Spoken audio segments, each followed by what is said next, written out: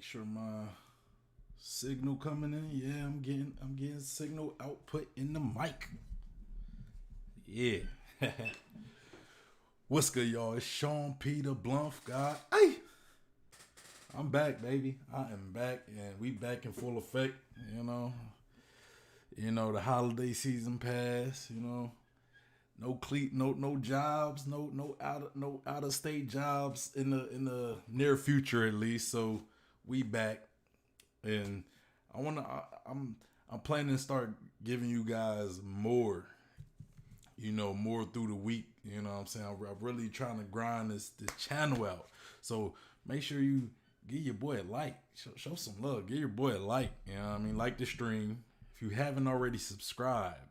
You know what I'm saying? At 50 subscribers, once I hit that 50 subscriber mark, I will be doing the giveaway. Once I hit that, I will be doing the giveaway of the Straw Hat Pirate Flag. That's all it is, baby. Make sure, if you haven't already, follow me on Twitter. Follow me on Instagram. You'll get, that's where, especially Twitter at least, that's where I would definitely post my, when I'm about to go live or something. Or if you on Facebook, you can follow my Facebook page. I also let people know when I'm going live and everything before then. But yeah, that's not why we here. We here to discuss the past two chapters, chapter 1033, 1034, and make sure I'm right. Make sure I'm not tripping. Yeah, 1033, 1034. I wasn't here last weekend to do chapter 1033, so we gonna talk about it today. I just got off the plane like a little over an hour ago, I got home about an hour ago, but I got off the plane around an hour and a half ago. So, this stream right here is, I really had a small time to really prepare for this stream, but we here. So, excuse me, guys, if my stream isn't up to snuff like some of my previous streams, because I had to kind of skim through both of the chapters, like about less than an hour ago, and that's two chapters worth of stuff to try to talk about. But we gonna talk about it.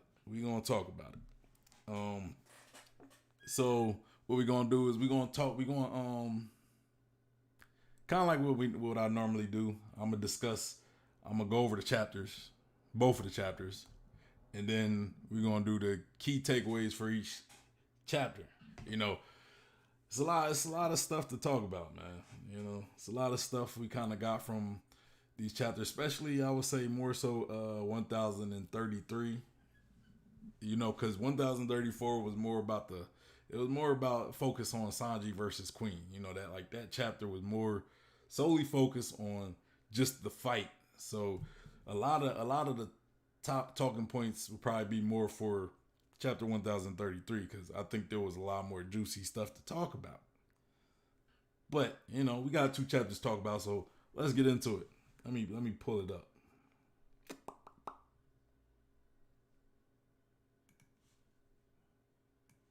Pull that up, man. It was a long day today.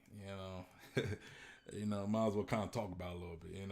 I had a flight. I caught that flight at like 7:00 in the morning. I had to leave to the airport around like 4, because when I'm back in Pennsylvania with the family, it's like 2 hours from the airport. So or not 2 hours, like an hour. But you want to get to the airport a little early because it's the season. So it'd be busy. So yeah, made my flight. First flight was in Chicago, and my flight was delayed.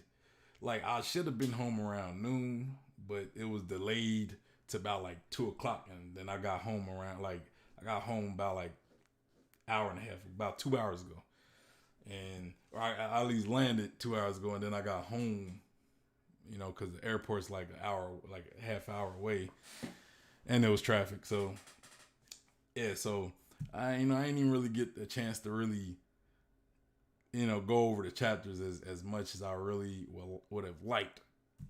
But I'm going to do that with you guys. So let's start with chapter 1033. Shimots can't even say it right now. Shimotsuki Kozaburo. Shimotsuki Kozaburo. I'm a little off today. Forgive me, guys. Forgive me. I'm a little tired. I'm hungry. I ain't even eat yet. All day I ain't eat yet. Been at the airport all day. But all right, so I'm a little off though. So chapter 1033, Shimotsuki Kozaburo. And the cover page to this chapter, we get Smoker and Tashigi. You know, they look like they're in like a very cold region, icy region. We see a bunch of penguins.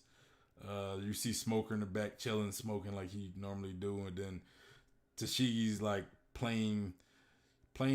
She's dressed as a bad guy, like kind of she's dressed as a orca, a killer whale, and you know, just having fun with the penguins. One of them's kind of attacking her with like a little wooden sword or whatever, you know. But you know, that's the cover page. Let's get to the chapter.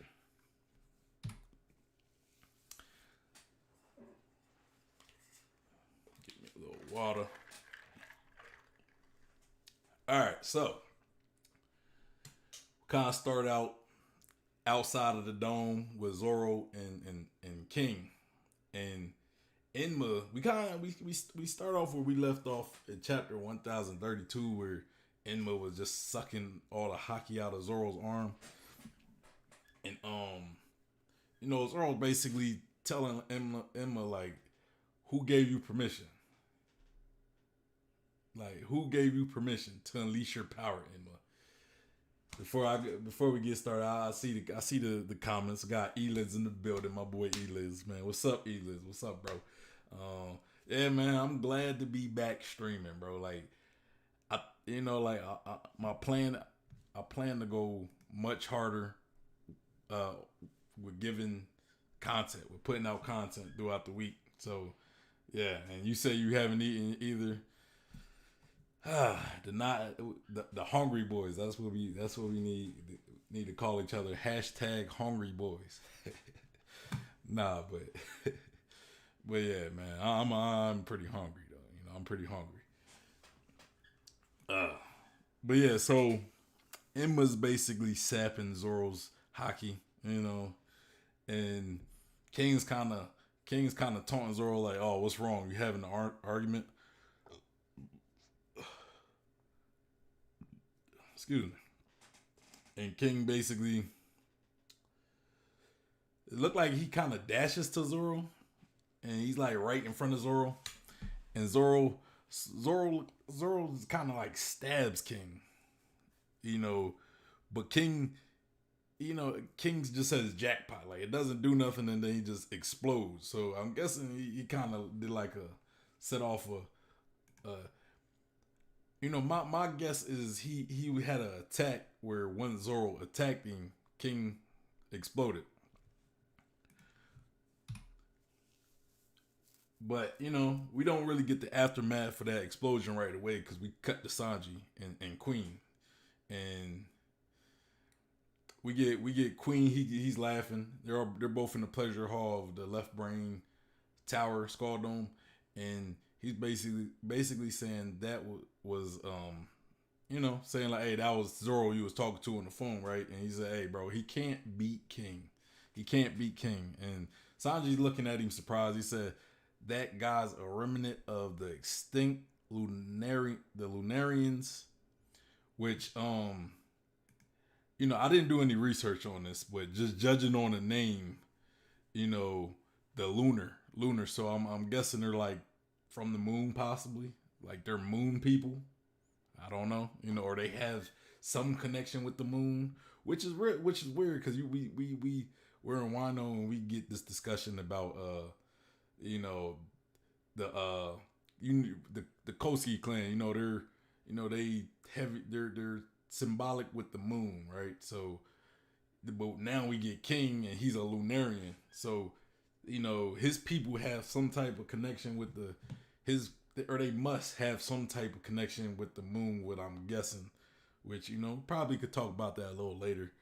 But yeah, that and just kind of realized that that's weird. I just kind of realized the name Lunarians. Like the lunar.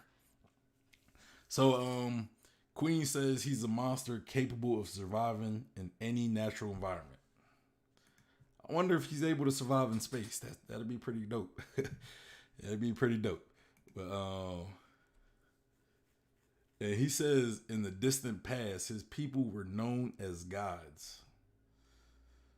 Interesting. Let's talk about that like later. But definitely going to talk about that because that was definitely a bomb that he dropped. That people were known as gods. Like, so we get the name of King's people, and then not only that, we also get kind of a small history lesson that back then they was known as gods. Who else is known about who else do we consider gods in the series, or kind of boost themselves as gods? The celestial dragons. I mean, I don't think they really boost themselves as gods, but it correct me if I'm wrong. But like celestials are kind of known as like, I want to say higher beings almost. So, yeah, so that's pretty interesting, and seeing how they were looked at as gods, and now they're all extinct. It had to be some reason behind their extinction. But yeah, we'll expand upon that a little later. And Sanji asked, then why would they have died out?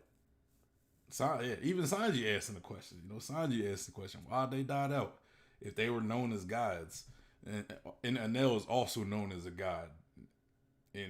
So when you think about it, we got Anel and we got celestial dragons, all known as gods. Anel is a little more disconnected. It's just because he's just so strong, got such a OP devil fruit, and he was like nobody could really challenge him in Skypiea, so he's kind of like looked at as a god.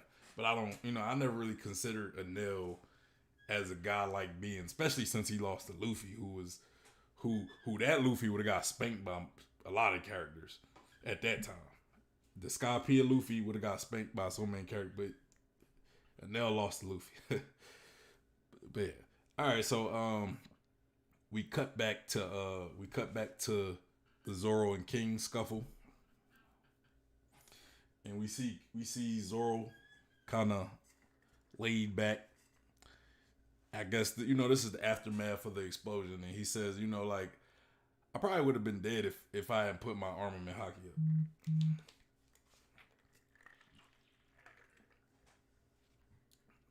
So he basically admits that his armament hockey saved him, kind of like I want to say Sanji in the last. I don't remember, but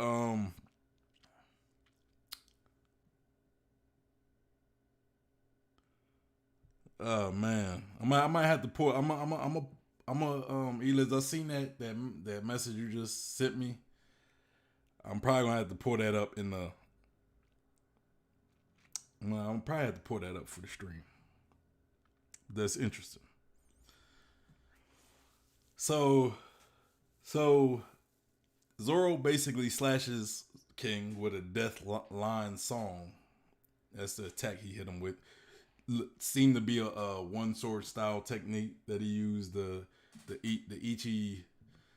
I can't even say the name right now. Like that's how much I'm off today, y'all. That's how much I'm off today. The Ichimonji, the white sword he got from Kuina. I'm off today, people. Y'all gotta forgive me. And then it don't really do much to King, because he kind of goes into I want to say it's a hybrid type. It's a hybrid form where he makes that silly ass face where he pulls his head back and makes that silly ass face and hits him with the what's it called, the Imperial State. Like he tries to hit Zoro with the Imperial State, and before he gets the attack off, Zoro's kind of struggling with handling Enma. It has to tell Enma to stop. And, you know, why he's struggling with Enma, King is, is attacking him with the Imperial Stake, and which he manages to dodge, but it still somewhat grazes him. Look at the chat. I see a few chats. We got Shane Burns in the house. Welcome back, brother. Good chapters lately. Closer to Endgame.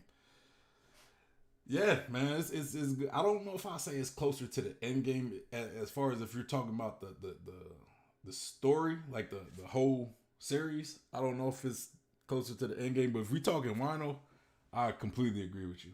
I do think we might be. I don't know, man, because I feel as though there's like we have another act to go.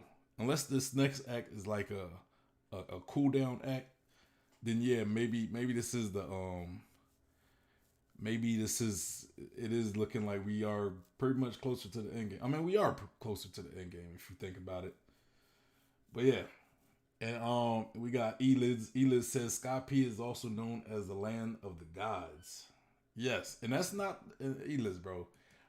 I kind of wanted to. I've kind of forgot about Skypea, but I kind of want to touch that. I want to touch more on that because I'm gonna just put it out now. But I'm gonna talk about it when I get to the key points.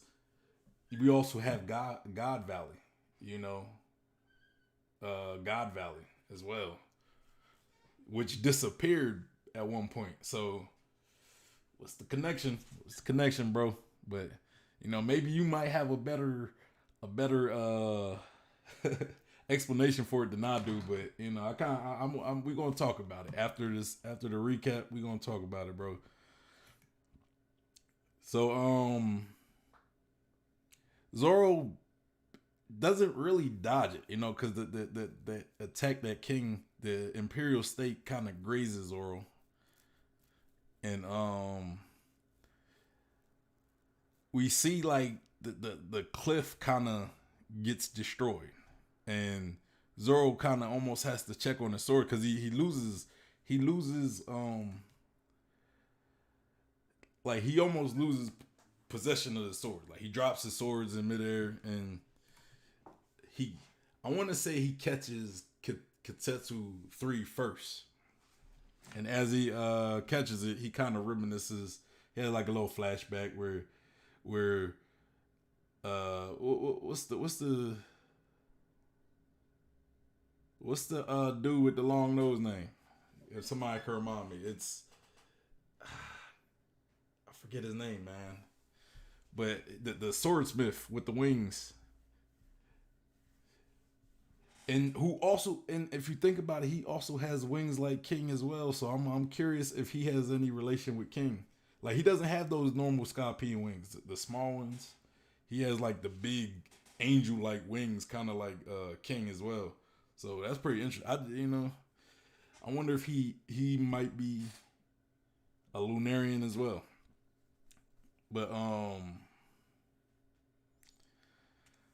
so we see that old conversation with him and the long-nosed swordsmith with the wings, and he's saying you already will Katetsu 3. That is, I think his name is Katetsu something, if I remember correctly.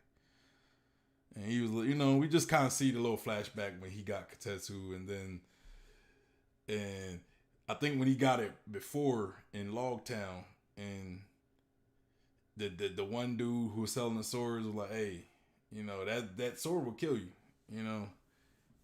and so we just got little flashbacks about that sword, about the Katetsu sword. And King, we see King pretty much curb stop Zoro into the ground, saying you're going to die just to save your sword. And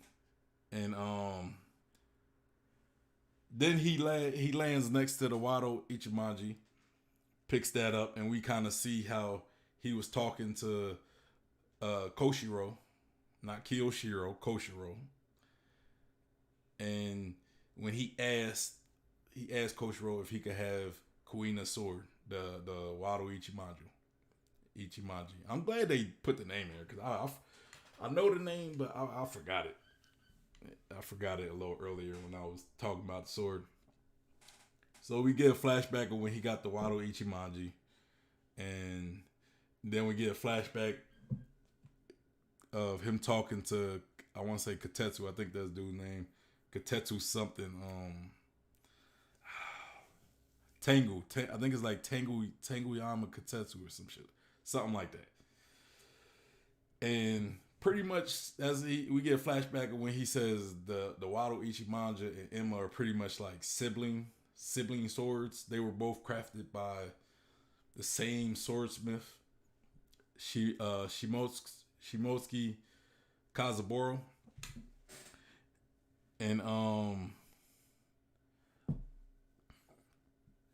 And then Zoro kind of thinks about it. He's like, hey, everything came together. He started thinking about the old, or this was before he started thinking about the old dude in the village. But he kind of brings it up. Like he says, it all came so sudden. I wasn't putting it together.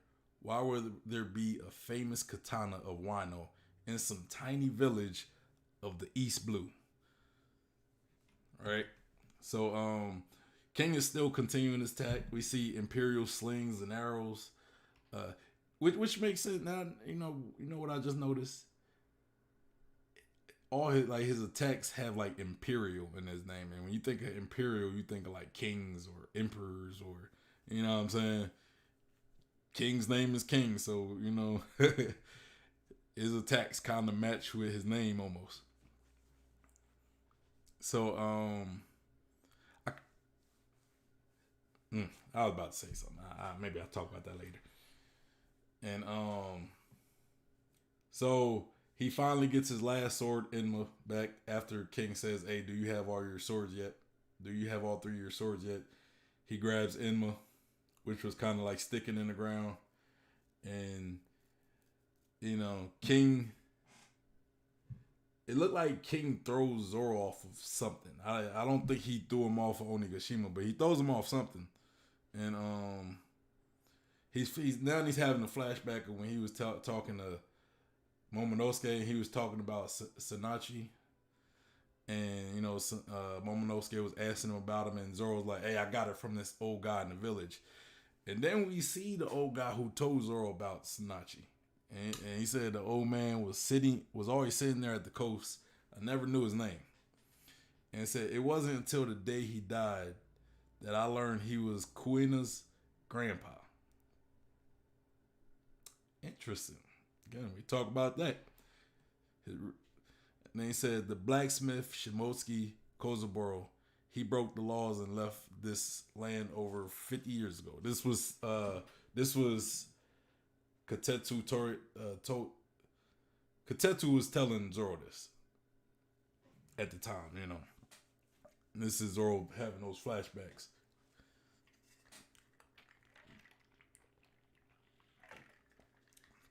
Then we actually get like those other flashbacks were kind of like little small memories that Zoro was having, but now we get to a more fleshed out flashback. We have from back 13 years ago in East Blue, Zoro's hometown, Frost Moon. I never did they ever give the name of that village as Frost Moon? I don't remember it being Frost Moon, but and again another reference to the moon. But Shimotsuki and the Odin, Shimotsuki and now I'm forgetting Odin's clan's name. But like all those clans, they kind of had ties to the moon, right? And then now we got King, who also has a tie to the moon. And then we see Zoro kind of training. It looked like it, you see two swords. But we get Shimotsuki. What's his name? Man, why am I so forgetful today, y'all? We get Kozaburo sitting there saying, yes, Sanachi, right? It is a magic word that summons strength into your heart. And then we finally get the reveal of him. Old man of the village. And he said, anyways, Zoro's asking him about him being a samurai, and he's basically like, hey, bro, you gotta quiet that down, bro, or the Navy gonna come after me. I'm just trying to chill. I'm trying to retire in peace and chill. You don't be saying all that. Don't be all loud with that. Are you a samurai stuff? You gonna get me in trouble. And this was like Zoro don't even have any swords yet. He still got 2 wooden swords. He's still on two sword style, I guess. And he runs away to go train. And then we see him come back to talk to the old man. And he's telling Kozaburo, like, hey, I lost the Kuina again. I need more practice. And Kozaburo gives him 2 swords. And was like, hey, look, man, they not great swords, but that's about as good as I could give you right now. And those about the best I could make right now, which is weird. Like, did he lose his touch? Maybe he lost the will to. Maybe how good a sword can be is based off of the will of the person creating the sword. It's kind of like,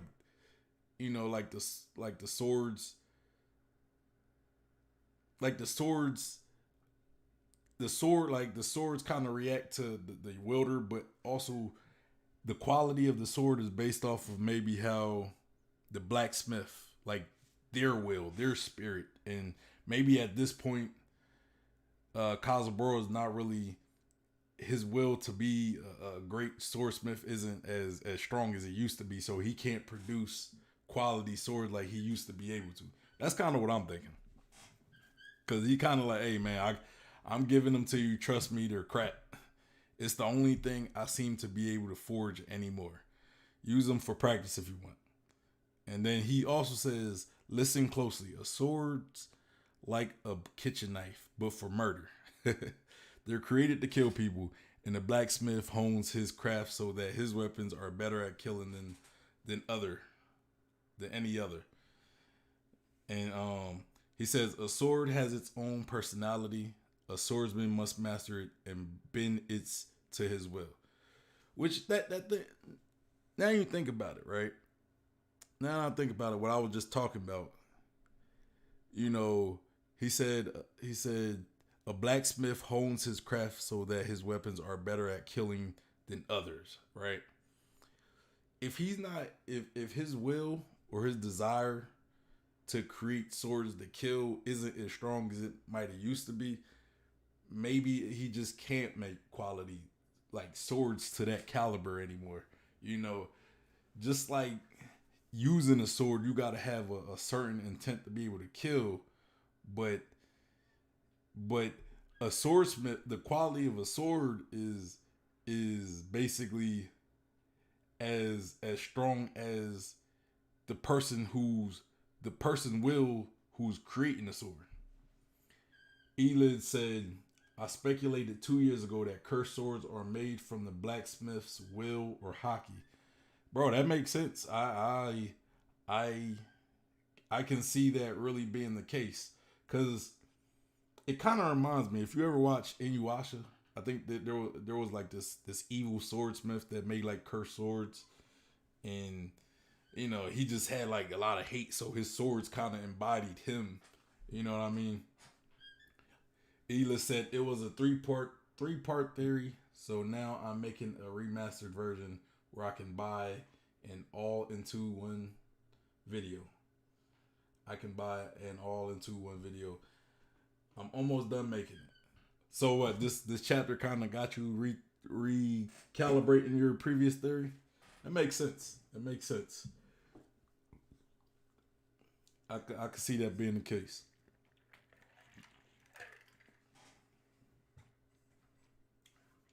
But yeah, drop the link to the video. So people can have access to what you talking about. I would probably do it in the chat and maybe the comments as well, Eliz, just so you know. And I could pin it to the top of the comments if you do it like after the stream's over, and you want to post it into the comments instead of the chat. I could like pin that video because I'll be interested to watch it as well, like the previous video.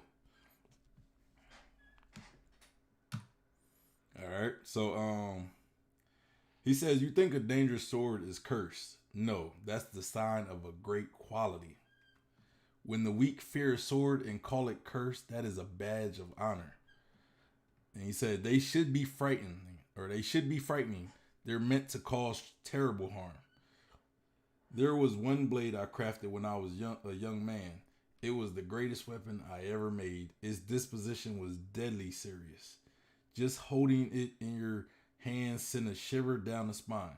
So I gave the masterpiece the name of the king who watches over hell. And then we go back to Zorro. He's looking at Enma. He says, the king of the underworld, Enma. My village is named for Shimotsuki, which is not a coincidence after all. And he said, so the old man was a samurai of Wano, the blacksmith Shimotsuki Kozaburo. And we see a flashback with him saying, a great blade can see into you. It chooses only the swordman who best suits it. And then we kind of get like a flashback of that one dude who sold Zoro the sword when Zoro threw the sword up, and it was the Katetsu. I think it was Katetsu 2 or 1 or something. I don't think it was just current Katetsu. And he says, yeah, we kind of get there. He said a sword. He also says a sword chooses its wielder, and then we see Zoro looking at Emma and said, "It came to me. It chose me, so it could test me." And then Zoro picks up the sword, picks up Emma, and we see once he touches it, it's like absorbing his haki. Like he's struggling to maintain it. And he said, a sword is honest and direct, not wicked. Yes, it's true. It was my strength that was lacking. So Zoro basically acknowledges that he's just not strong enough to hold Enma, which you kind of would take that as a bad thing, but I think that's actually a good thing, because that just means that Zoro has that room to grow, And he said, does this mean that even with so much haki being drained away? He said, Odin wielded you as though you were light as a feather, and like he said that you was as light as a feather, and then he said Enma. So that just shows how impressive Odin was. The fact that he never had this trouble wielding Enma. Like he was holding that thing like a normal, like it wasn't nothing, And I hope maybe they possibly show Enma, like Odin having to get used to using Enma. You know what I mean? And so, Zoro's pretty much asking himself, like, how should I stabilize my haki then? If I have to keep exuding it at this level, it'll kill me. But he said, but no, that's perfect. And then King kind of like notices. He said, I see. So you intend, Zoro says, what? To be a king then. King says to be a king then. And then we see like Luffy talking about the world's greatest swordsman. That's great. And it's fitting. Since your new boss is going to be the king of the pirates, anything less would make me look bad. Facts though. Facts, B. Facts. And he said that. And then we see Zoro in the chapter saying, that's right, I've got a promise to keep to my captain and my best friend. Wow. I never really heard Zoro like just flat out, loudly say like to my best friend, or you know what I mean? Like we already knew that Zoro and Luffy were pretty much best friends, but you never really see Zoro say it. You know what I mean? Like Luffy, you hear say it, I think Zoro's real best friend is Sanji though. If we being real, I think his best friend is Sanji. Oh man. So all right, let's go to the next chapter. I'm trying to get through these chapters so we could talk about it. So chapter 1034, Sanji Vs Queen. This chapter was pretty straightforward, honestly. It was pretty much just all Sanji and Queen, which it was hard to keep up with because there's so much going on. But wasn't like any revelations. I mean, I ain't gonna say it wasn't any revelations, but the cover. So the cover page we see Usopp pretty much winning a little shooting game, while he's like not even looking. It's kind of peeking, like peeking through his peripherals, but he hit it like dead center and won. He got first prize, 1 year's worth of juice, and I guess he's giving his prizes to the children at the festival. All right, so we start the chapter off with an explosion in the Pleasure Hall Left Brain Tower Skull Dome. All right.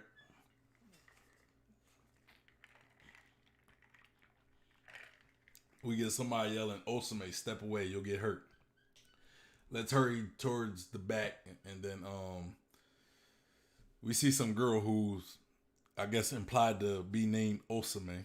I don't really, I don't know why it's necessary to give her, like why Oda thought it was necessary to, have to give her a name and, make her somewhat relevant. I mean, I get her relevance to the fight between Queen and Sanji, but I don't think she's going to have any relevance after that to get so much attention. But I guess it's just kind of the build the importance of the moment. So I'm not complaining. I'm just saying I just find it. I found it odd. And she's talking about she can't find Chuji, which I think is that little squirrel or whatever it is. And they're pretty much talking about, hey, let's leave the island. Then we cut to Momonosuke, he claims that he finally is getting the hang of creating these clouds, but the only problem is he can't really force the island he can't move the island. Like he can only slow the island down, so he could at least they can at least avoid a big number of casualties. He's just reducing the impact so far. He's mustering up what he could do to reduce the damage. And so we cut to the performance floor where we get Queen and Sanji fighting. Or no, they were just fighting, but we cut to the Pleasure Hall Left Brain where Queen and Sanji is fighting. There's just so much. It's hard to keep up with this. Forgive me, y'all. It's just so much happening. So fast. And we see Queen use sparking, like his eyes are like sparking, and it's sparking Queen. He shoots like these little beams from his eyes, and Sanji kind of remembers that his I want to say Niji or Ichiji. Ichiji's using the sparking Valkyrie, which is the same attack, right? But I want to say this attack is. Or hold on. He uses a different attack. Okay, he's using Henry Queen. So he's using the Vinsmoke attacks, but I think he's naming them. Like the first half of the attack, he names it with whatever the Vinspoke son's name, and then the second one he just put Queen after it instead of like sparking Valkyrie, he says sparking Queen, and then he uses Henry Queen, which is Niji's Henry Blazer, which is like a electric attack, and Yeah, yeah. Is that make sure that's Niji and not Yanji? No, it's not. So, he says I'm using Germa 6 moves. I was saving them up until after you transform. See, Judge's sons are like the amalgamation of all of his science. He said, if I'd beaten you to a pulp while you wore that suit, I could have proven something to Judge that I am the superior scientist. So they got somewhat a little feud. Queen and Judge makes sense. They're both scientists. They both probably want to be the best scientists. I wouldn't be shocked that Caesar didn't have wasn't feuding with him either. But even though Caesar's expertise seems more along the line as like gases and smokes and you know I don't know if he really focuses on like technology the way I would say Queen and Judge does. Not saying Caesar doesn't do technology either, but I'm just saying, his seem more on like artificial devil fruits and you know things like DNA, creating giants and stuff like that. DNA augmentations. And so he says, right, Queen says, right, Stealth Black, I don't care about yours. Sanji pretty much saying, I don't care about all that. That's dumb to me. And Queen said, I was playing stupid, but the plain truth is, I've already researched and tested all of German science. I can recreate any move you brothers can do. I wonder if he could copy Reiju, because he didn't show that. Like he showed, like he also copied Yonji, but he didn't. Reiju is the only one he didn't copy. Right, so Yanji had the winch guillotine, and Queen got guess what Queen's attack is? Winch Queen. Well, Queen love itself, but so pretty much Queen grabs Sanji and pretty much with his like robotic, his little cybernetic his cybernetic arm, I'm gonna just say, and he's basically pretty much taking Sanji and spinning him around through the castle, through all the like the pillars and everything, the doors, all that. And then he pretty much throws Sanji.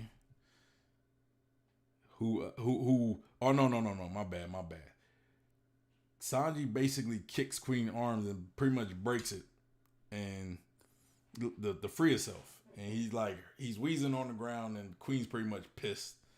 And he said, Sanji pissed off, talking about, I warned you not to say their names around me. And Queen's like, hey, this part made me laugh. You're like, oh, so there's no such thing as freedom of speech anymore, huh? This ain't America, bro. What are you talking about? This is Wino, bro. So Sanji kicks Queen with a flanche flare. And pretty much tells Queen like, hey, you assume you always had the upper hand. And he said, there's no way that attack I landed on you earlier didn't do lasting damage. We've been fighting for a while. You're banged up too. This is Queen pretty much, or Sanji pretty much telling Queen. He said, I've already accepted my fate. I'm not the same person you fought back under the dome. And then we see Queen kind of disappear. And he says, he pretty much says, look, I got your attack too. I could do stealth. I could do stealth black as well, but he probably called himself Stealth Queen or something. I don't know. But we just don't see him say Stealth Queen. And he pretty much disappears. And then Sanji disappears. But Queen points out the fact that he like, hey, you don't have the suit. So he said, look, your invisibility is just coming off of very fast movements. but you're going to eventually get tired. So that's a very stupid decision, boy. This is Queen telling, talking to Sanji, and then we see that girl from earlier, Osama. I think that's her name, Osama, and she found a little mouse that she was looking for, Chuji, and Queen is like right there, and he says, Osama, so that hussy's on her feet again. How dare she turn down my patronage? Oh, okay. So this makes sense now, right? This makes sense because last chapter I think this was the same girl who got hurt, but they thought Sanji hurt the girl, you know, and Sanji thought he hurt the girl, but it was really Queen that hurt the girl. He just went invisible and hurt old girl, right?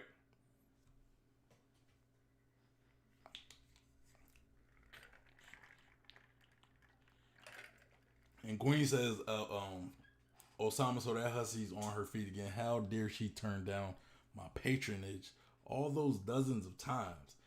She even did it earlier today.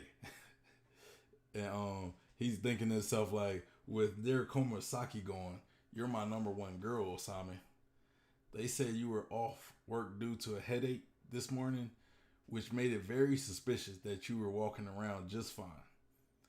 And he said, was my divine punishment earlier not enough? We'll see how you like another one. So he's pretty much about to attack old girl again. And Sanji pretty much, fired that leg up. And, he's thinking to himself like an exoskeleton muscle and speed, all of which increase strength. Add the color of armament hockey I've developed to the exoskeleton, and my legs are tougher, capable of supporting even hotter flames. So now Sanji could boost the temperature of his heat, which is an upgrade in itself, right? And he says faster acceleration, heavier weight, the mystery is solved. And he said, you did that, didn't you, Queen? You miserable piece of shit. He didn't say that. He said piece of human scum. So Sanji's starting to realize that it wasn't him who attacked that girl, and he's not going crazy. It's not that Vent Smoke DNA making him crazy. It was just Queen doing that, and then kind of pawning it off on Sanji to to get what he wanted out of Sanji, to get Sanji to use his suit. So now that kind of pissed me. That pissed me off because now Sanji destroyed the raid suit. So now we won't see him with a raid suit for the rest of this arc. And he destroyed it because he thought it was changing him and making him heartless, but it was really Queen who did that. But that kind of makes me believe that Sanji might get the raid suit back because he might realize like, okay, it wasn't the raid suit. So he might have like Frankie rebuild it. I think so. I kind of missed this part when I first read it. The fact that Queen was the one who hit that girl and not Sanji. And so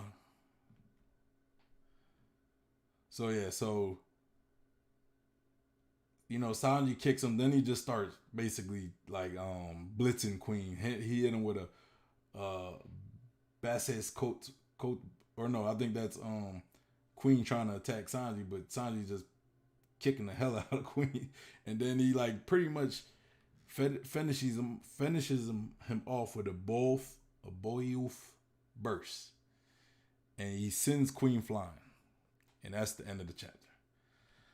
Oh man, that was a mouthful to talk about right there. Sorry if I'm a little off today, so sorry if it's it was a little confusing. It was a little confusing reading it for me, So let's get to the meat and potatoes of the stream, where we kind of go off of some of the key things about the last two chapters, and I kind of want to start off with chapter 1033. The Sanji and Queen fight, or the Zorro and King fight.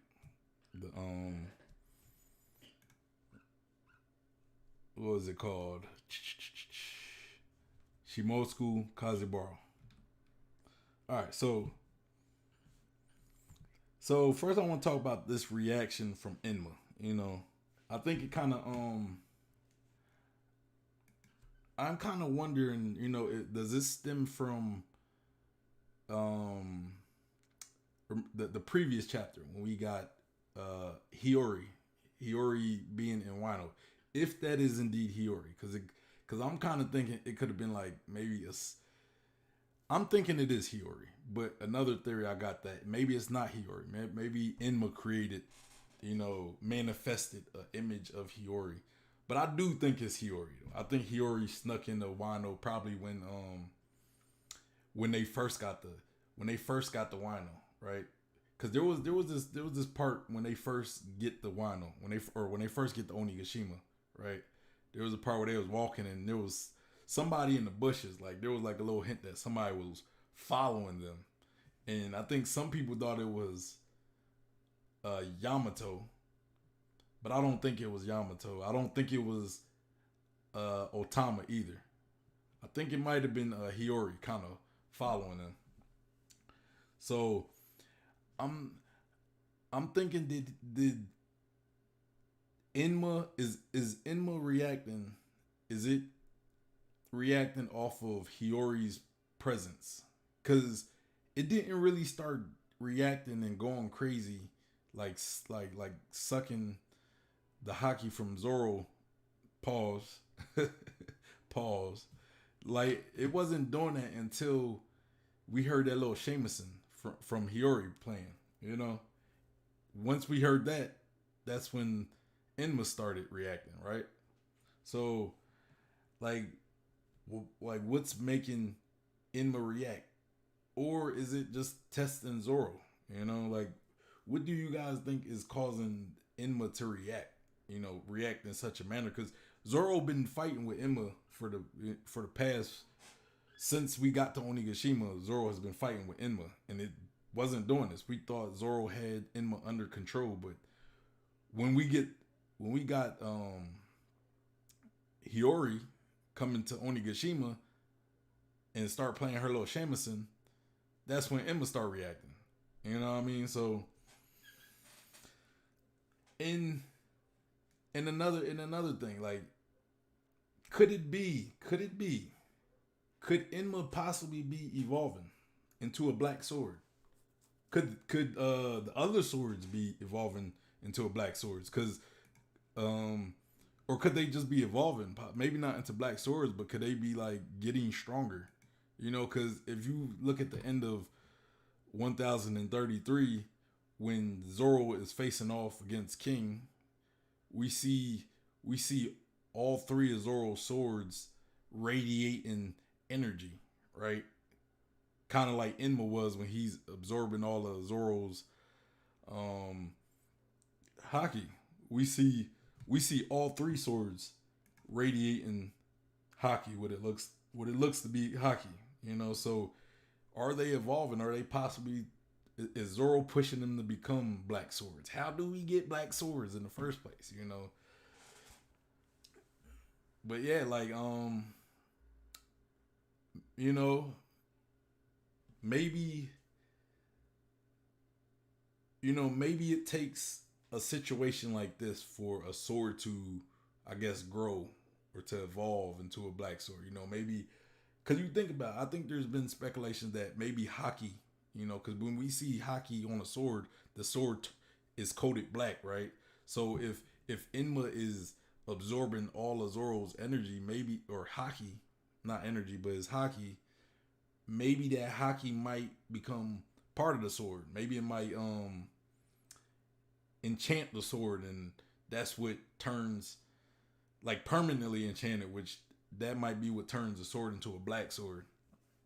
You know, like, what do you guys think? You know, what do you think is causing this reaction from Enma? You know, do you think it's possibly like Enma might be evolving, or do you think it's a reaction to Hiyori's presence? You know, since Hiyori is the daughter of Odin. But if that's the case, why don't it react to Momonosuke's presence? You know what I'm saying? Maybe Enma just has a connection with Hiyori. Because if you think about it, Odin gave Hiyori Enma. and not Momonosuke. So like maybe it just has that connection with, maybe it built up a connection with Hiyori under her possession for so long, you know, because she is a Kazuki. So um you know, that sword has a strong connection with Kazuki because it was Odin's sword. You know what I'm saying? But moving on, let's talk about King. We got a reveal of what King, his races, his species. You know, the people he comes from. He is a Lunarian, right? King is a Lunarian. And if you look at the word Lunarian, what it has lunar in it, which you think of lunar, that's the moon, right? That's the moon. So like we was talking, Eliz put in the chat, he was talking about how Skypiea is also known as the land of gods, right? And one thing I said is the valley of gods, right? Like the valley of gods, you know. Now what we know of the valley of gods is what we know from the Valley of Gods is that that's where Goldie Roger and Garp fought the Rocks pirates. You know, we know he fought Zebek D Rocks or Rocks D Zebek. Rocks D Zebek? Zebek? Yeah, Rocks D Zebek. Uh and his crew, which consisted of Whitebeard, Kaido, Big Mom, some other people. You know what I'm saying? So so we know that they fought on in God's Valley, and there were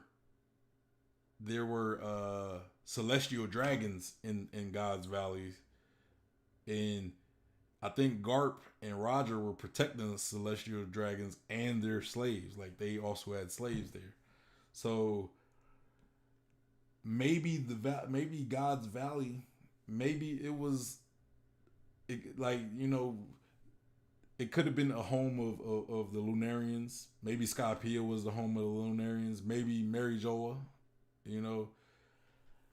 And what's the connection to the Void Century? The Void Century, you know.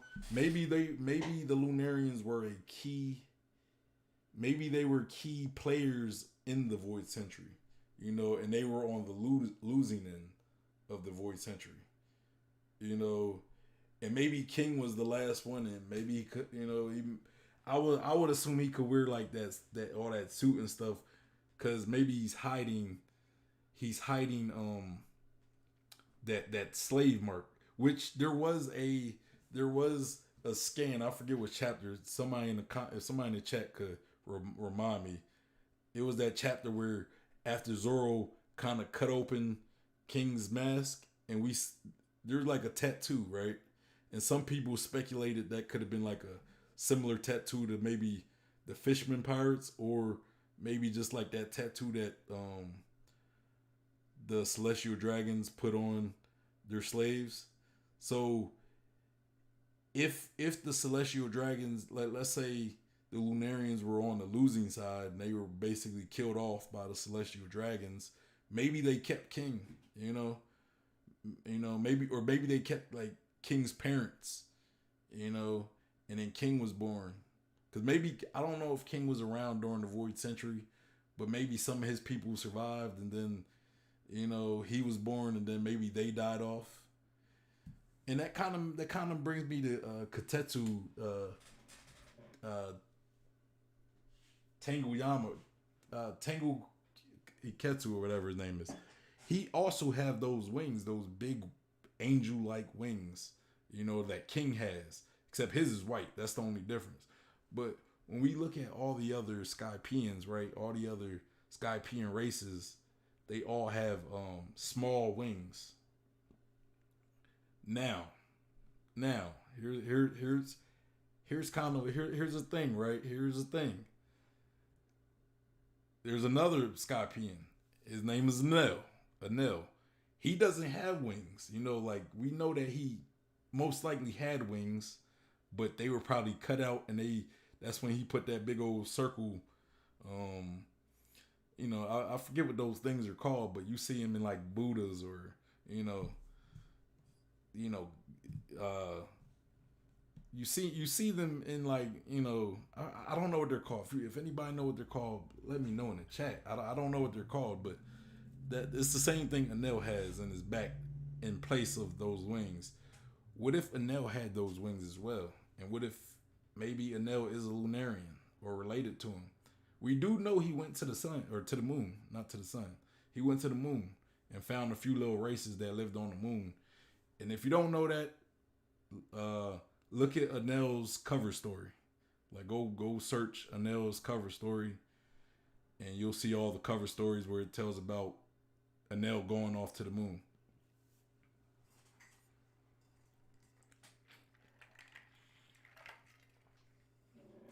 So yeah, so I'm thinking what killed off the Lunarians, because King is probably the only one left.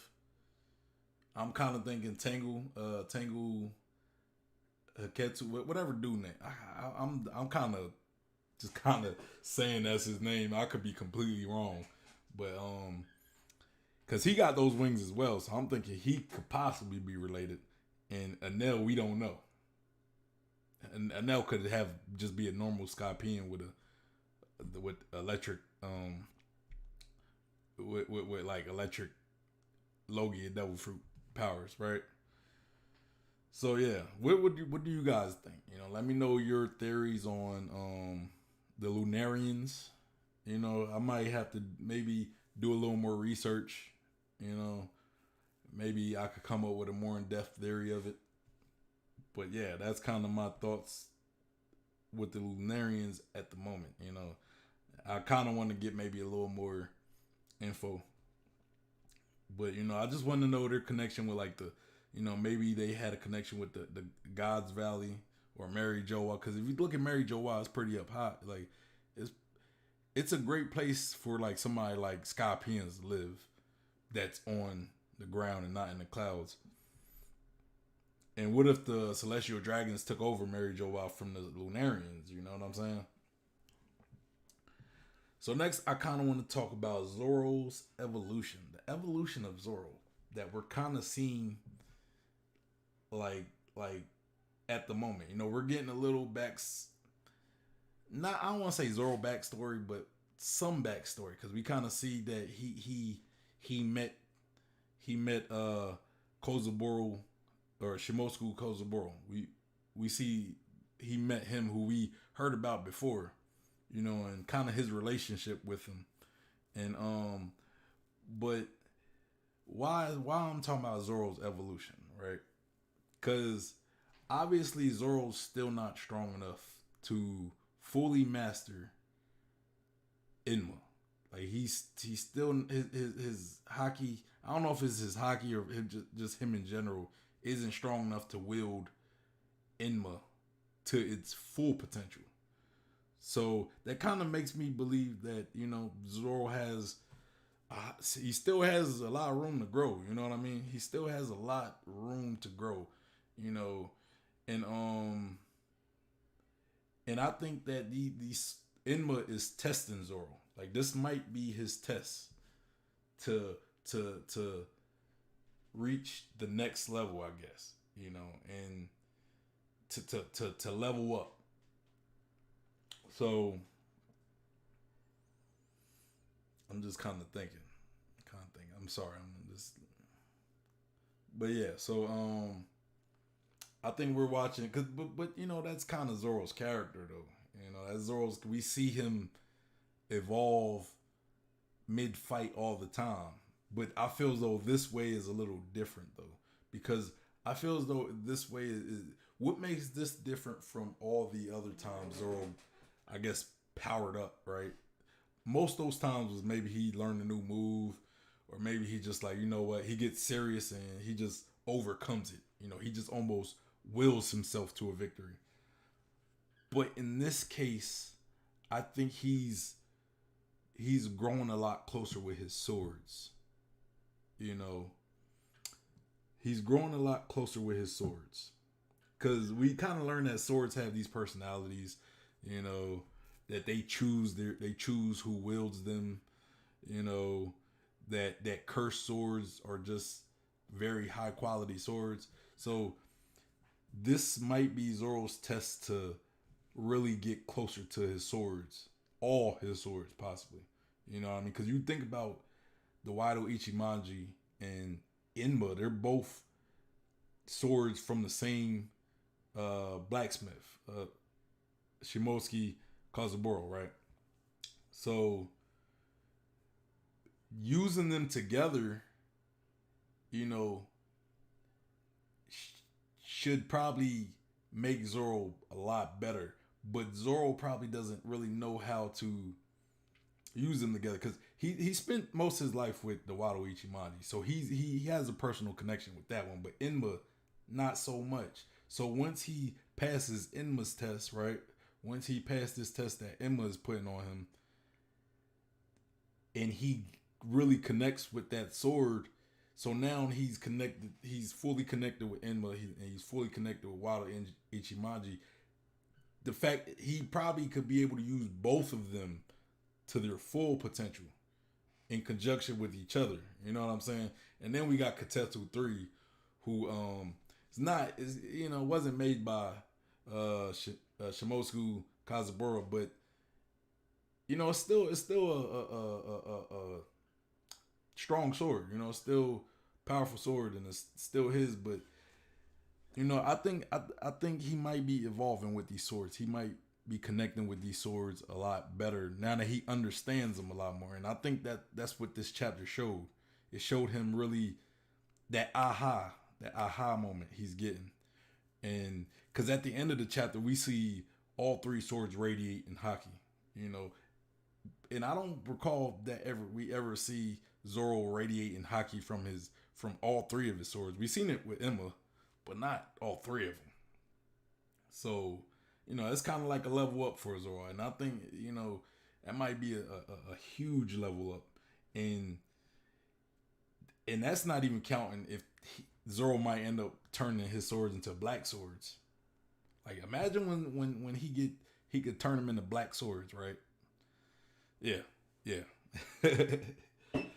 And I don't know which one would be the first one to turn black. Maybe Enma. Because if you look at Enma was wielded by Odin, and now it's being wielded by Zoro. So it had two very strong masters. So once he really connects with Enma, he might be able to push it to black sword status. But yeah, I don't know, but it also could be the Wado Ichimonji too. It could be that sword that he turns black. I would like to see all his swords turn black swords, and I think it would be even dope if they all turn black at the same time. But yeah, so now I kind of want to talk about the meat and potatoes of this specific chapter, and it's the reveal of Shimotsuki Kozaburo. So, he was the old man that, he gave Zoro some swords to train with. We see Hitetsu Tengu Hitetsu, whatever his name is. I'm just calling him Tengu Katetsu for now, or Hitetsu for now, because until I'm corrected otherwise. But he was talking about Shimotsuki Kozaburo before too, but it didn't really click in Zoro's mind that was the same guy who Zoro talked to as a kid, And we see, here's why I kind of want to talk about Shimotsuki Kozaburo. Because we got a confirmation that he is the grandfather of Kuina, and pretty much the dad of I don't know if he's the dad of Koshiro, or if he's like maybe the father-in-law, because it could have been like Kuina's mom's dad, I'm thinking it's probably Koshiro's dad, though. That's what I'm kind of thinking. But the one of the longest theories that that's been out there is that Zoro is also Zoro is a Shimotsuki, like he's a Shimotsuki, right? So if that is the case, Zoro might be related to Kuina. Kuina and Koshiro. But if they're not related, then that might actually debunk the theory that Zoro is a Shimotsuki, which I don't want to believe that because I feel as though he looks like a Shimotsuki. When you look at the one Shimotsuki who was in jail with Yamato, looks like Zoro. And then you got Ryuma, who's like an ancestor, looks like Zoro. So it just, I don't. It can't be coincidental that Zoro looked like he could be related to Shimotsuki. He lived in the village that the Shimotsuki put up, and he's not a Shimotsuki. But that might be the case. Either that, or he's family with Kuina and Kiyoshiro, not Kiyoshiro, Koshiro, right? And then Shimotsuki Kozaburo, he also talks about the sword personalities and how cursed swords are quality swords, which before it was just like they're cursed, but based on his philosophy, they're not cursed. They're just very good swords, and very good swords have very strong personalities. They're very picky about who's their owner. So, like when Zoro was in that shop one day in Logtown, and he got the the one cursed sword. I want to say the first Kitetsu. He threw it in the air and put his arm out there, and it didn't cut him, and it chose him. That was the sword's personality. And a lot of time it kills people because they're just not strong enough to handle. So yeah, it was a lot of revelations on this chapter. We finally got the reveal of Shimotsuki Kozaburo, and what do you guys think? What are your thoughts on the chapter, in a sense? About Shimotsuki Kozaburo, and do you think that maybe he is Zoro's uncle, family somehow? Do you think Zoro's related to Kuina and Koshiro? What are your thoughts on that? I'm curious to hear what y'all think. So, but yeah, that's going to be it for chapter 1033.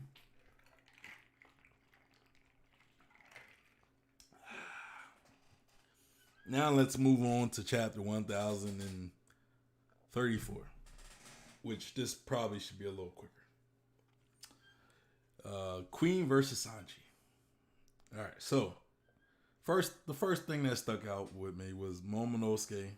He's getting used to making these clouds, and pretty much his goal is to, like, he can't create clouds strong enough to I guess redirect Onigashima, but he could create the clouds strong enough to slow it down to where it doesn't. Oh. I got something caught back there. But he's just slowing it down to reduce the damage it could cause, And I'm thinking I'm thinking that we may get a big moment for Momonosuke in this fashion that's equivalent or even bigger than what Odin did.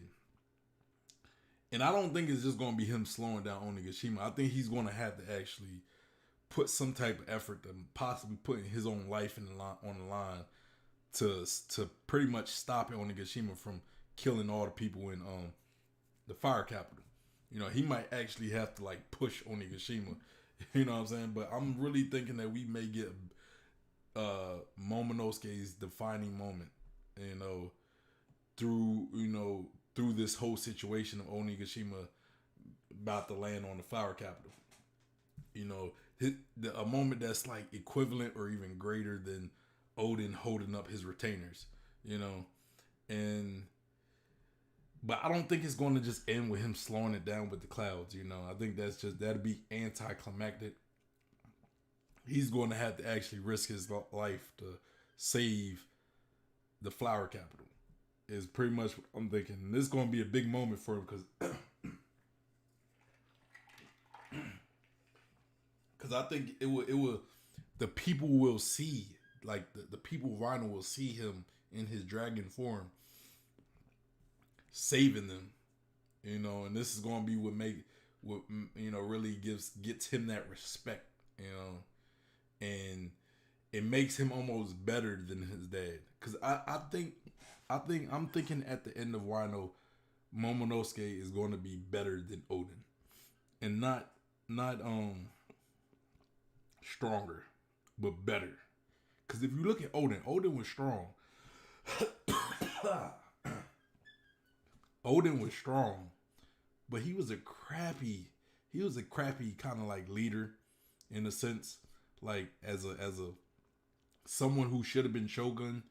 He like kind of abandoned his country to go travel the world, and then which in a sense left the door open for Kaido coming in and pretty much subjecting Wino to his rule through Orochi.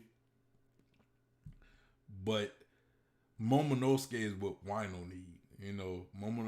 He's going to have that respect as the actual daimyo or shogun, not daimyo, but the actual shogun of Wino. And I think this moment is really going to solidify that.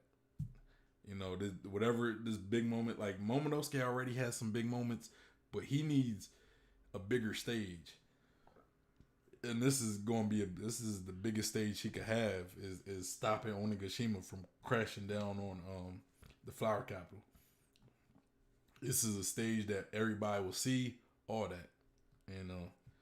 So, next I kind of want to talk about Queen. Queen's knowledge and mastery of German technology. We kind of we see him copying. I kind of talked about this, so I'm kind of going to glance over this a little bit. But we see him copying Ichiji, Niji, and Yonji, and even Sanji's, raid suit, stealth black Sanji as well. By going invisible. We didn't really see him do anything with Reiju though. Not saying he couldn't. Maybe he just don't see the value in what Reiju brings. I don't know. Maybe he has it in the bag. I don't know. He just hasn't pulled it out yet. But what I'm interested in is his feud, like this rivalry he has with Judge. Like, is it a friendly rivalry? Like, is he cool with Judge and he just wants to be better, or do they hate each other?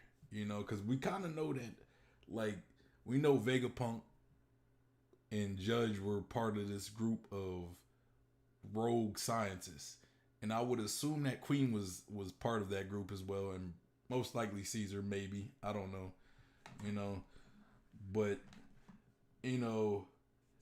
like we're seeing this rivalry in this chapter with Judge and Queen, but that kind of makes me think, like, how much better is Vegapunk? Because Vegapunk's the most famous. Like, we've been hearing about Vegapunk forever, since earlier in this series. Like, we just met Queen recently, like the beginning of this arc, and Vinsmoke we met in the last arc, the Whole Cake Island. So, but Vegapunk, and he's probably the most praised scientist at that. So, like, how far ahead is Vegapunk compared to Queen and Vinsmoke Judge, And where did this rivalry in Queen and Judge like stem from? Is it just like, I want to be better than you, or does Queen just genuinely not like Judge? Does he hate Judge? So next, I kind of want to talk about Queen's similarities with Sanji. And you saying similarities, and I think this may actually play a part, because it kind of played a part in this chapter, But we see Queen and Sanji. They both lust for women, just both in different ways, But they both have that lust for women. We see Queen, how he's in love with Kamarasaki, and then we see how he was like, oh well, Kamarasaki died, so now Osama, you're my number one. And Sanji, we see how Sanji is. He fiends over women all the time. But the difference in the difference in this similarity is Sanji is more protective of women, as where Queen is more willing to hurt a woman. if she don't give him what he want. So, and I think that kind of played a part when Queen was about to hurt old girl, Osama. I think that's her name. I don't remember her name. It's some irrelevant name. And Sanji saves the girl. Which I don't know if Sanji was really even like noticed the girl. I'm pretty sure he did, because he always notices women. Like, he could notice a woman's in trouble from a mile away, right? So, Sanji pretty much saves this girl, But, like, my thing is, if Queen isn't down for the count, would that play a bigger role? Like, Queen going after a woman and almost using her as a hostage to get the best of Sanji, and then Sanji overcoming that situation like he normally does. So,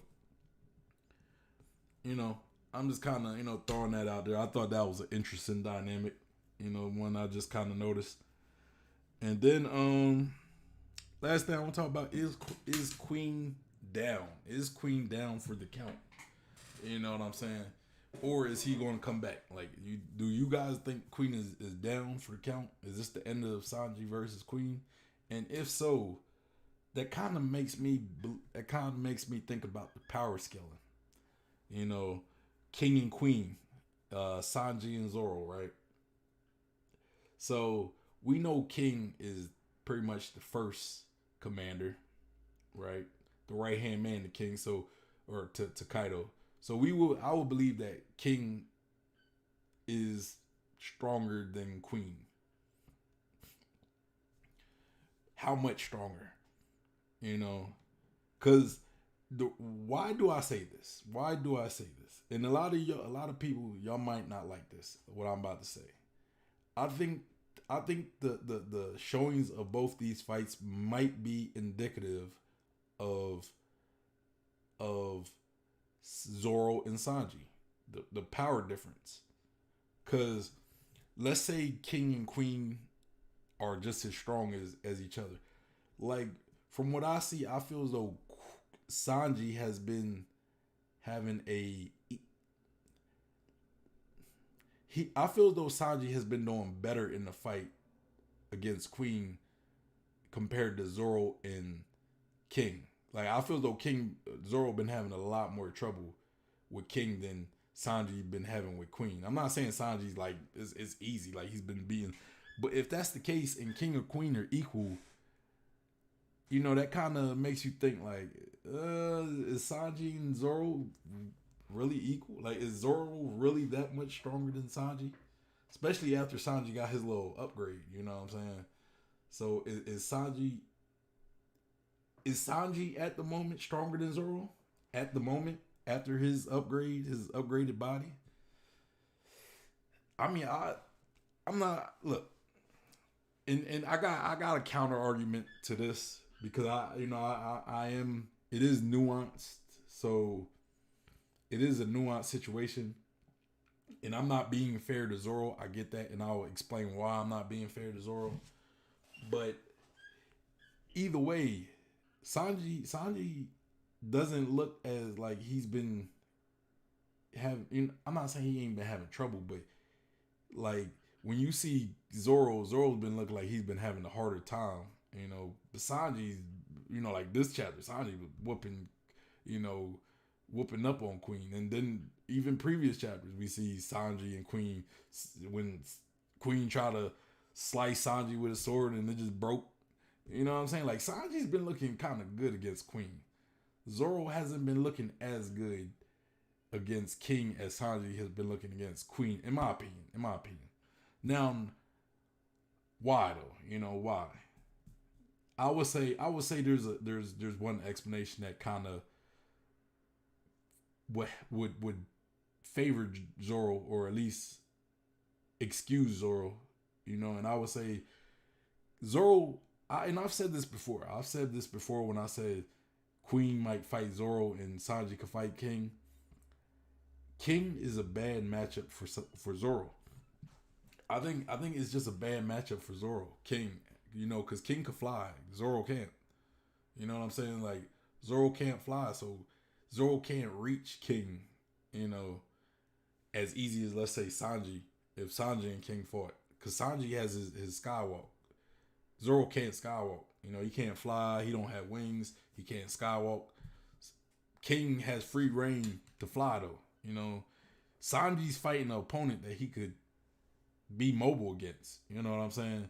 Zoro, like if you look at Sanji versus Queen, Sanji's way more mobile than Queen is. You know what I'm saying? Like he can move around a lot easier than Queen. King can move a lot easier than, like, King is a lot more mobile and agile than Zoro. You know what I'm saying? So being fair to Zoro just has a bad matchup. You know what I'm saying? So I don't want to say that's indicative. And going by this previous chapter, I think if, let's say, if Sanji is at the moment stronger than Zoro with his current upgrade, then I believe right now Sanji might be a little topped out. Like, he might be a little maxed out in his stats. You know what I'm saying? Like, I don't know. Like, his only upgrade is, like, his other upgrade was the raid suit, right? But he destroyed the raid suit. So right now it's just his body, his DNA getting stronger, right? But I think at the moment he's maxed out. Zoro, on the other hand, I think Zoro has a higher room for growth, even till the end of this arc, because like reading how when he said, "Look, I'm just too weak for Enma." You know what I'm saying? Once he figures out how to bend Emma to his will, I think that's gonna put Zoro back over Sanji again. You know what I'm saying? It's gonna, like, I think with Sanji, like, if before Sanji's upgrade, I would say Sanji was probably like the Zoro Sanji. With Sanji's upgrade, I'll probably put Sanji like right there. And then I think once Zoro like masters Enma, he's gonna be above Sanji again. And then that's when Sanji might have to get his raid suit rebuilt, possibly by Frankie. And then if he could do that, if, like, let's say Frankie rebuilds his raid suit, then I think Sanji could even it out again. You know what I'm saying? Even out that he could even it out again if he can build another raid suit. And I think I hate the idea that we won't ever see that raid suit again. I like the raid suit. I like the whole German raid suits and all that. So, that's kind of that's my thought. I want to see Sanji use the raid suit, especially later, But I think right now Sanji might be maxed out. And he don't have no raid suit to put him over again. You know what I mean? Zoro, on the other hand, I think Zoro has a lot more room for some more growth, especially within this arc. And I think, Zoro might reclaim that, being the stronger of the two. But yeah, I just kind of find it like, it seemed like Zoro's having way more trouble with King than Sanji is with Queen. And Queen, I mean, unless Queen is like way weaker than King, then, what I'm saying? If like this is King and this is Queen, what I'm saying? King, Queen, and then maybe like Zoro, Sanji, what I mean? Then maybe, maybe everything I said is kind of out the window. But, I don't know. I don't know what the gap is in between King and Queen, So, but yeah, you guys let me know your thoughts on that, on Sanji and Zoro. Let me know your thoughts on the chapter, both chapters, 1033, 1034, and yeah, I'm gonna definitely try to put some more content. I might break these streams up into clips, like smaller clips. So and make those like separate videos. And I'm gonna try to put some more content out throughout the week. If I'm not streaming on YouTube, I might be streaming on Facebook gaming. I might be gaming because I stream on my game. Links in the description if you want to go check me out on there. I'm gonna start streaming Battlefield 2042. I know there's been a lot of controversy with that game right now, but I've played it and I enjoy it, so I'm gonna stream it. But yeah, so that's pretty much the stream. We went over 2 chapters today. I try to speed through it because it's a lot, and I think we did some good timing. I think I did pretty good timing with that. But anyway, make sure you like and subscribe. Uh, Follow me on Twitter. Follow me on Instagram. Join the One Piece Discord. Where we have a community of people who like talking about One Piece. I also have a Facebook group. If you're on Facebook, everything will be down in the descriptions if you're curious. So yeah, that's pretty much the stream. You know, I'm pretty tired. I ain't gonna lie, I'm pretty tired, guys. I'm pretty tired. I'm hungry. I'm ready to eat something. So yeah, that's me. Appreciate Elids for stopping through. Dropping some gems. Check his channel out. I hope he puts his link to that video he was talking about with his theory um in the comments. If it's there, I'm gonna pin it to the top so you guys can check that out. I think he did or is doing a stream. Like, make sure you go check his channel out. I think he's doing a stream. I might do a reaction video to that. I haven't. If he already did it, I haven't seen it. I haven't watched it yet. So if he did it, I'm gonna check it out. I'm gonna react to it because I want to do more content for you guys. So and I like doing reaction videos to good theories, and yeah. So I'm gonna give you guys something. I'm gonna try to give you guys some more content. Daily. I'm gonna try to do it daily or at least few times a week. More than I've been doing. So anyway, you know, it's your boy Sean Peter Bluff guy.